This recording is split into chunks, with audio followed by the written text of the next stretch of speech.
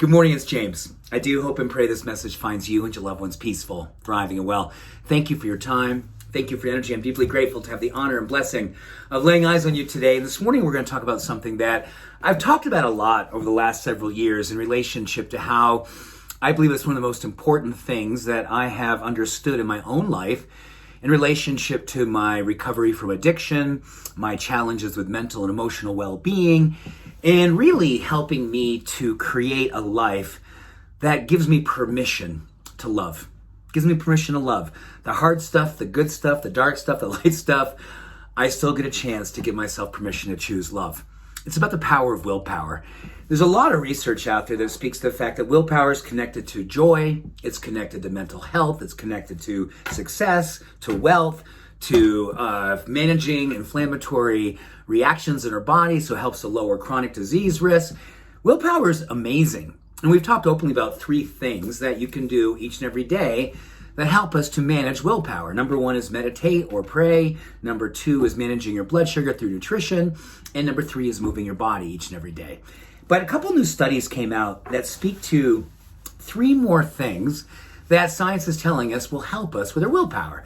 And just to remind us what I said a moment ago, it helps us with our emotional well-being, it helps us with mental health, it helps us with success in relationships, it's shown to actually help us with our work in the world and greater success and wealth. It is a game changer, physiologically, mentally, and emotionally. And the other 3 things that they've spoke about is rituals, tidying up our space, and self-love. So let's talk about those for a moment. So rituals. This is the connection to something called circadian rhythm. And they were a big believer that willpower is connected to our clock genes, which in turn, if we have a routine in our life, that we begin to ritualize. So I meditate at this time of the day, I eat breakfast this time of the day, I go to bed at this time of night. Really getting clear about a rhythm in your life each and every day connects with these clock genes and helps us to have gene expression connected to all of these amazing attributes that willpower gives us. The emotional and physiological opportunity to create a life that we love. So I think the invitation for all of us is think about, okay, can I shore up my routines and really ritualize the ones such as movement? When am I going to move my body? When am I going to take my walk? What time do we eat breakfast? What time do I eat dinner? And really getting clear about having these ritualized. So they become very, very clearly put into your day. And you're really connected to making sure you follow through at that time of the day. This is a key distinction, and not only just what happens with willpower, it's connected to everything in relationship to health span, longevity, vitality, zest in our life. So much research going into this, and we're going to talk all about this a little bit later this week. Another thing we're going to talk about, tidying up.